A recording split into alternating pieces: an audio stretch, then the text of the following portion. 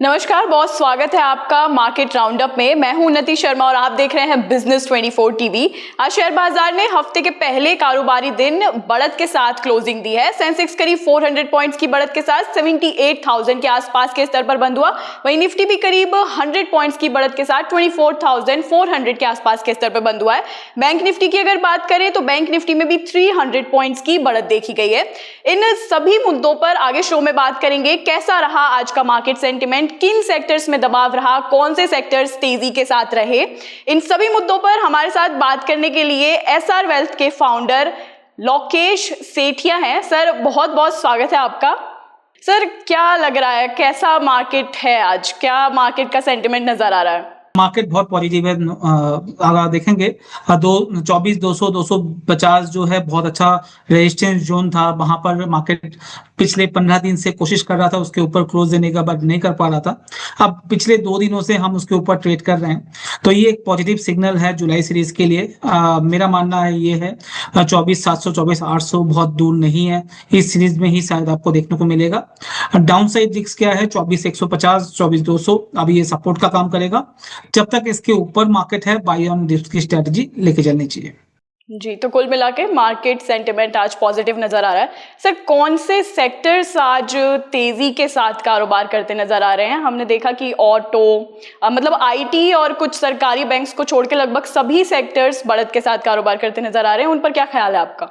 Sector wise देखेंगे तो Nifty realty को अगर ध्यान से देखेंगे ना, 5 दिन लगातार Nifty realty higher highs higher lows बना रहा है, तो यहाँ पर बेहतरीन अपमूव आपको देखने को मिलेगा। स्पेशली स्टॉक अगर देखेंगे, persistent system sorry Prestige stage हो या ओबरॉय रियल्टी हो या लोडा हो, ये टॉप पिक में है जहां पर बहुत बेहतरीन अपमूव आपको देखने को मिल रहा है। इसके अलावा अगर कोई सेक्टर देखेंगे तो आपको निफ्टी कंज्यूमर ड्यूरेबल देखेगा। बहुत सालों के बाद एफएमसीजी स्टॉक में आप अगर देखोगे डबल डिजिट ग्रोथ की बात कर रहे हैं, चाहे वो मेरिको हो, डाबर हो या नेस्ले ने अपने लास्ट क्वार्टर में भी अच्छा रिजल्ट दिखाया है, तो बहुत सालों के बाद डबल डिजिट ग्रोथ की ये बात कर रहे हैं।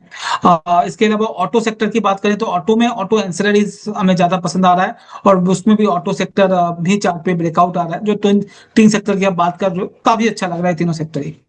जी, तो ये तमाम सेक्टर्स में ये स्टॉक्स आपको पसंद आ रहे हैं। ओके सर, आईटी में इस डाउनफॉल का अगर मैं पूछना चाहूँ तो इसका क्या रीजन है? इसका क्या आपका पीओवी है इसके ऊपर, आईटी के ऊपर? आईटी में एक ही रीजन है, वो है एआई। एआई के ट्रेड की वजह से मार्केट में डर है जो क्या आईटी कंपनी एब्सोल्यूट हो जाएगी, खत्म हो जाएगी। और उस वजह से अब लास्ट 6 महीने में, 12 महीने में और 18 महीने में आईटी स्टॉक को चलते हुए नहीं देख रहे हो। और ये चीज हमारा भी मानना था पिछले एक 15-20 दिन पहले तक। जो आईटी स्टॉक में पैसा अभी नहीं बनना है। क्यों? क्योंकि हमारी आईटी कंपनी सर्विस जो प्रोवाइड करती है, जो पैसा बनाती है, उस पैसे को डिविडेंड, बोनस और बोनस में और डिविडेंड में या स्प्लिट करके कस्टमर मतलब अपने आप प्रोमोटर्स को दे देती है, चाहे वो शेयर होल्डर्स हो और चाहे वो प्रोमोटर्स हो।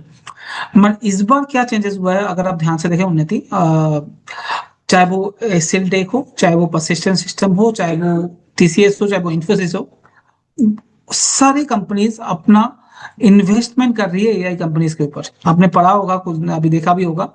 तो अभी भी मुझे नहीं लगता जे कल से आईटी चलने लग जाएगा। अभी भी एक क्वार्टर, इस बार का जो रिजल्ट आएगा आईटी का सबसे खराब रिजल्टों में से एक होगा, और ये मेरा मानना है। मगर जब रिजल्ट आएगा और स्टॉक टूटेगा, उस वो एक बॉटम सिग्नल दे सकता है आईटी में, तो नजर रखनी चाहिए, वॉच लिस्ट में रखना चाहिए।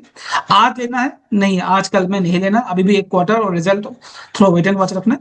मगर एक दो आईटी कंपनीज हैं जो आउट परफॉर्मेंस ऑलरेडी दिखाना स्टार्ट कर दी है, लाइफ टाइम हाई के पास चल रहा है। हर कोई आईटी खराब की बात कर रहा है, मगर ऐसे स्टॉक भी आईटी में है और बड़े स्टॉक हैं जो लाइफ टाइम हाई के पास चल रहे हैं या अच्छा काम कर रहे हैं। फॉर एग्जांपल ओएफएसएस का देखोगे 11,200-300 के करीब पहुंच चुका है, और 6,500 के करीब था आज से 3 महीना 4 महीना पहले।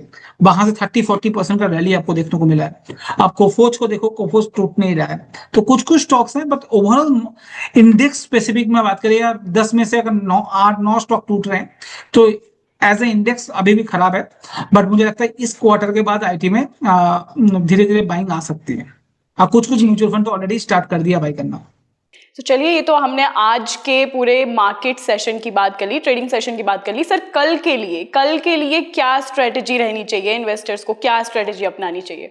कल मुझे लगता है मार्केट अब धीरे धीरे ऊपर की तरफ जाएगा। किसी वजह से, वर्ल्ड मार्केट की वजह से, अगर मार्केट में 50-100 पॉइंट का डिस्काउंट मिलता है या डीप मिलता है तो बाइंग की अपॉर्चुनिटी मिलेगी निफ्टी में। अब मुझे लगता है बैंक निफ्टी को नजर रखनी चाहिए 58,650, ये मैं प्रिसाइसली बोल रहा हूँ। 58,650 एक रेजिस्टेंस जोन है और 58,550 560 में हमने बंद हुए हैं आज। तो वो 100 पॉइंट के ऊपर जब क्लोजिंग दिखाने लग जाए या ऊपर चलते हुए लग जाए तो बैंक निफ्टी में 2 से 3,000 पॉइंट का मूव आ सकता है आने वाले 5-10 दिन के अंदर। वो नजर में जरूर रखें, वहां पर एक अच्छा खासा मूव के एक्सपेक्टेशन है।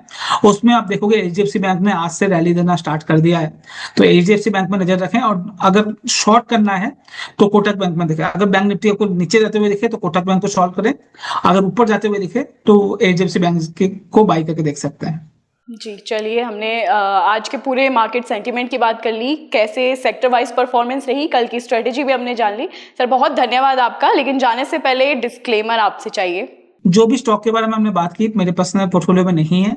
क्लाइंट को भी सेम रिकमेंडेशन हम करते हैं, तो उनके साथ पोर्टफोलियो में होगा, हमारे क्लाइंट के स्मॉल केस के पोर्टफोलियो में भी हो सकता है।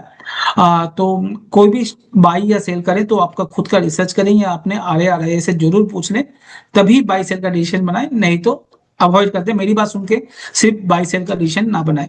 और दूसरा, 200 डे मूविंग एवरेज एक टेक्निकल पैरामीटर्स है, उसके नीचे का अगर कोई स्टॉक है उसको अगर अवॉइड करेंगे तो 90% आपका लॉस बच सकता है। तो मैं हर एक व्यूअर्स को ये बोलता हूँ हमेशा कि 200 डे मूविंग एवरेज के नीचे वाले स्टॉक को आप अवॉइड करें, ट्रेडिंग ना करें, तो आपका लॉस बच सकता है, तो उससे बचे रहें। थैंक यू बुलाने के लिए। चलिए, बहुत धन्यवाद सर आपका हमारे शो पे आने के लिए। इसी नोट पे मार्केट राउंड अप यहीं समाप्त करते हैं। आगे भी आपको ऐसी ही हर छोटी बड़ी मार्केट अपडेट और गाइडेंस देते रहेंगे। देखते रहिए बिजनेस 24 टीवी।